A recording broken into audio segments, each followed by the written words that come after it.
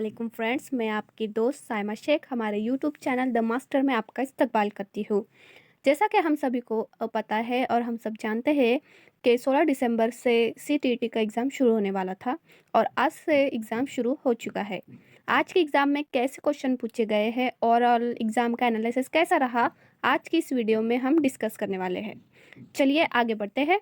अगर इसके बाद की डेट में आपकी एग्ज़ाम है तो आप पेपर एनालिसिस देखना ना भूलें, जिससे आपको आइडिया आ जाएगा कि स्टडी कैसी करनी चाहिए और प्रिपरेशन कैसे करके जाना है। चलिए वीडियो शुरू करते हैं।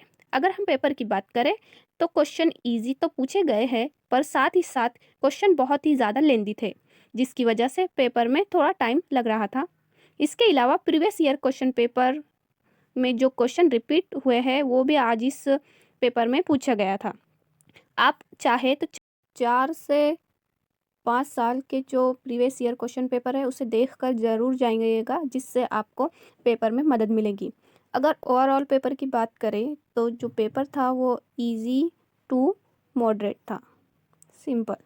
चलिए आगे बढ़ते हैं। हम देखते हैं कि कौन कौन से टॉपिक यहाँ पर हमें पेपर में आए थे।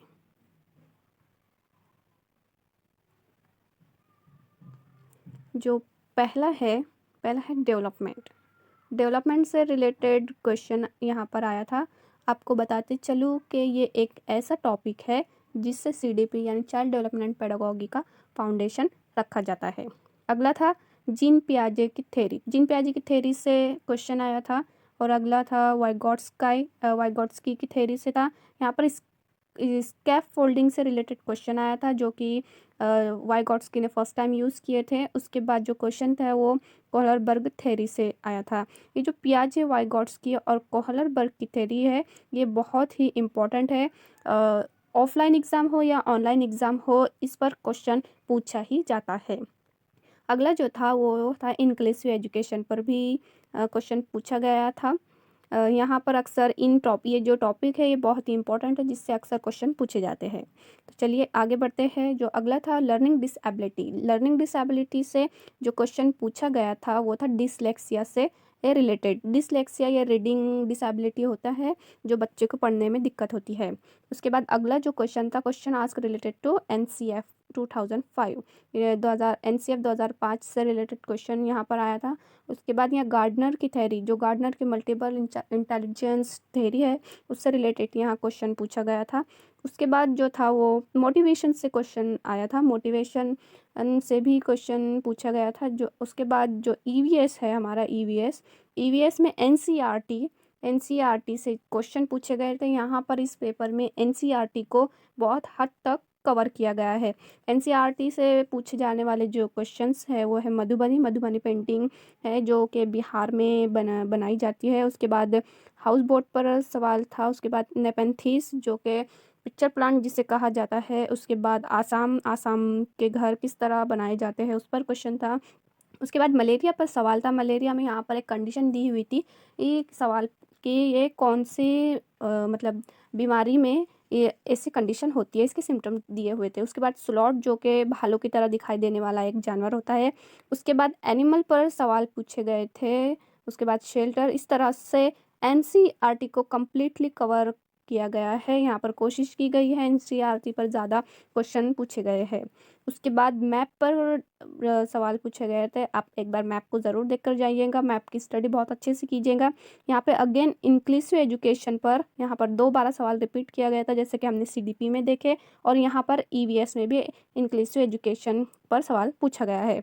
उसके बाद यूनियन टेरिटरी पर भी सवाल पूछा गया था। उसके बाद असेसमेंट ये भी एक बहुत इंपॉर्टेंट टॉपिक है जिस पर अक्सर क्वेश्चन पूछे जाते हैं। उसके बाद ये जो सवाल है, how many dots are there in Braille, ये प्रीवियस ईयर क्वेश्चन से पूछा गया है। यहाँ प्रीवियस ईयर में भी ये रिपीट हुआ था। तो यहाँ पर मैं आपको बताते चलूँ कि यहाँ पर 6 डॉट होते हैं, जो कि लुईस ब्रेल ने इसको ईजाद किए थे। चलिए आगे बढ़ते हैं। हमारा अगला है क्वेश्चन है Kurukh is the language of. ये सवाल भी यहाँ पर पूछा गया था। कुडुक ये किसकी लैंग्वेज है या किसकी ज़बान है या फिर कहाँ बोली जाती है, तो ये झारखंड की ये लैंग्वेज है।